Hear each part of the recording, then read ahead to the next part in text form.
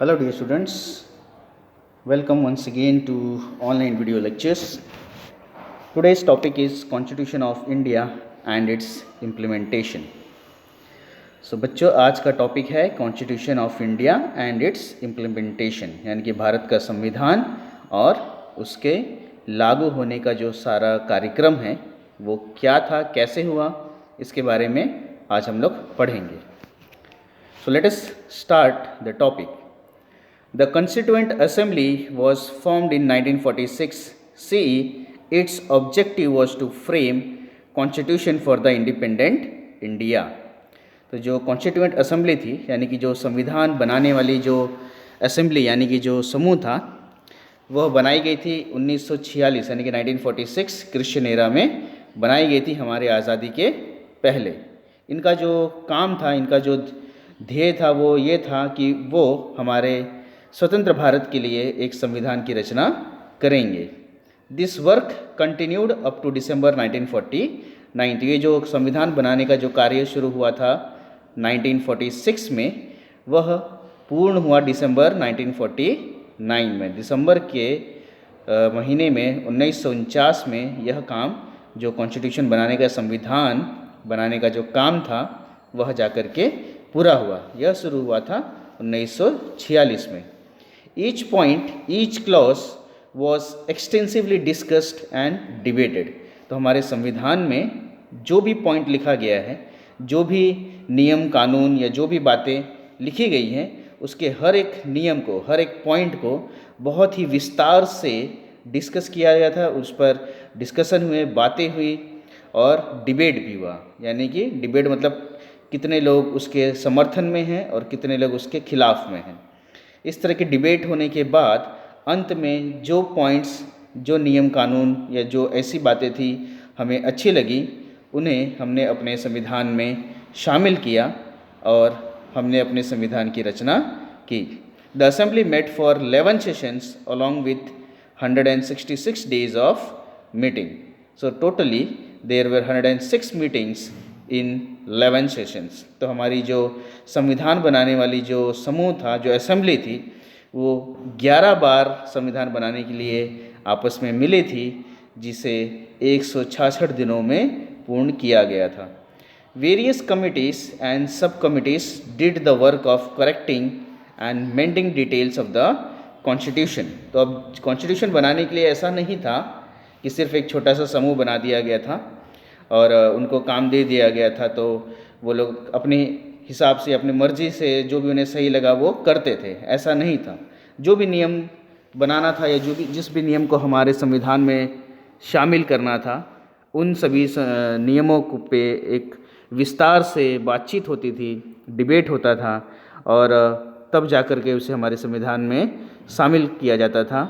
इसके लिए कई सारी कमिटीज़ और छोटी छोटी और भी कमिटीज़ बनाई जाती थी, जो किसी भी नियम में जो ज़रूरी करेक्शंस या जो भी डिटेल वगैरह उसमें देनी होती थी, वो सब उसको देने का काम करते थे. 300 Indians participated in this process. तो इस काम को करने के लिए लगभग 300 भारतीय ने अपनी हिस्सेदारी उसमें निभाई थी. Though the meetings related to the drafting of the constitution held in Delhi, but the members came from all over the nation. तो ये जो कॉन्स्टिट्यूशन था, संविधान था, वह जो बनाने की प्रक्रिया जो चल रही थी वो दिल्ली में चल रही थी, पर उसे बनाने के लिए जो भी मेंबर्स थे, जो भी सदस्य थे, वो पूरे भारत से, पूरे देश से वहाँ पर आते थे और अपने हिसाब से नियम और अपने हिसाब से कानून को बताते थे, जिसे हमारी कमेटी उसके ऊपर डिस्कशन करने के बाद उसे हमारे संविधान में शामिल कर लेती थी. आगे देखते हैं क्या हुआ. Doctor Baba Saheb Ambedkar was appointed as the chairman of the drafting committee. तो जो ड्राफ्टिंग कमेटी बनाई गई थी, उसके जो चेयरमैन थे वो थे doctor Baba Saheb Ambedkar.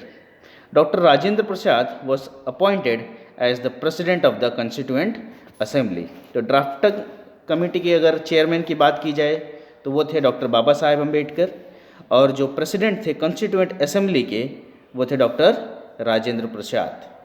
The constitution was prepared and passed by the constituent assembly. तो जो ड्राफ्टिंग कमेटी थी वो संविधान बनाने का काम करती थी, और जो कॉन्स्टिट्यूएंट असेंबली थी उन्होंने उसको पास किया था सारा कुछ एक बार पढ़ने के बाद, और उसमें अगर कोई भी त्रुटि रह गई थी तो उसको सही करवाने के बाद तब जा कर के आखिरी में कॉन्स्टिट्यूएंट असेंबली ने उसे पारित किया था। इट वॉज इम्प्लीमेंटेड ऑन 26 जनवरी 1950। तो ये जो संविधान था वो 26 जनवरी 1950 में लागू कर दिया गया था। This was the day when actual powers were wielded to the people. तो इस दिन से जो अधिकार थे, जो सभी नागरिक जो थे, उनके हाथों में शक्ति आ गई थी, क्योंकि उन्हें अपना हक और उनकी जो कर्तव्य थे वो सब उनको बताए गए थे, और उनके जो ज़िंदगी है उसमें असल में जो ताकत होती है वो संविधान के लागू होने के बाद ही सभी भारतीय को मिली थी। Thus 26th January is celebrated as the Republic Day, whereas 15th August is celebrated as the Independence Day. These 2 days are renowned as our national festival. तो उस दिन से लेकर के आज तक हम 26 जनवरी को अपना रिपब्लिक डे यानी कि गणतंत्र दिवस के रूप में मनाते हैं, और 15 अगस्त को इंडिपेंडेंस डे यानी कि स्वाधीनता दिवस या स्वतंत्रता दिवस के रूप में मनाया जाता है। इन 2 दिनों को हम राष्ट्रीय पर्व की तरह मनाते हैं। British governor general Mountbatten retired and return to England. After him C Rajagopalachari became the governor general. तो जैसा हम लोगों ने पहले पढ़ा था कि जो पहले गवर्नर जनरल थे हमारे स्वतंत्र भारत के, वो थे लॉर्ड माउंटबेटन, जो कि एक अंग्रेज़ थे। उन्होंने ही सारा जो पावर्स को भारतीय को सौंपने का जो काम था वो सब किया था। उन्होंने ही भारत और पाकिस्तान का जो बंटवारा था वो भी करवाया था, और उनके रिटायरमेंट के बाद जब सारी के सारी जो शक्तियाँ थी, जो सारे के सारे नियम कानून थे, सारे पावर्स जब हम भारतीयों के पास आ गए, तो जो सबसे पहले भारतीय जो गवर्नर जनरल बने स्वतंत्र भारत के वो थे सी राजगोपालाचारी। यहाँ पे उनकी फ़ोटो है, आप लोग देख सकते हैं, सी राजगोपालाचारी, जिनका पूरा नाम है चक्रवर्ती राजगोपालाचारी। और हमारे जो कॉन्स्टिट्यूएंट असेंबली के जो प्रेसिडेंट थे डॉक्टर राजेंद्र प्रसाद, और आगे चल कर के वो हमारे फर्स्ट प्रेसिडेंट बने थे। He was the last governor general of India after the constitution was enforce. तो सी राजगोपालाचारी जो थे आखिरी गवर्नर जनरल थे कॉन्स्टिट्यूशन बनने के बाद। उसके बाद doctor Rajendra Prasad became the first president of our country. उसके बाद से जो डॉक्टर राजेंद्र प्रसाद थे, जो कॉन्स्टिट्यूएंट असेंबली के प्रेसिडेंट थे, उन्हीं को स्वतंत्र भारत का प्रथम राष्ट्रपति बनाया गया। तो बच्चों, आप लोग को ये पता ही होगा कि डॉक्टर राजेंद्र प्रसाद जो स्वतंत्र भारत के प्रथम राष्ट्रपति थे। तो सवाल अब आपके लिए ये है कि स्वतंत्र भारत का पहला प्रधानमंत्री कौन था? आप लोगों को कमेंट में इसका आंसर बताना है। और बाकी की सारी जो जानकारियां हैं एक्सरसाइज से रिलेटेड, वो सब आपको बता दी जाएगी आपके स्कूल के एप्लीकेशन पर, उसे बता दी जाएगी। आप लोग स्कूल के एप्लीकेशन पर इन सभी का आंसर्स ले करके अपने नोटबुक में लिखेंगे, और एग्ज़ाम्स में अच्छे से अच्छे नंबर लाने की कोशिश करेंगे। एग्ज़ाम्स के लिए all the best, and stay home, stay safe and keep learning.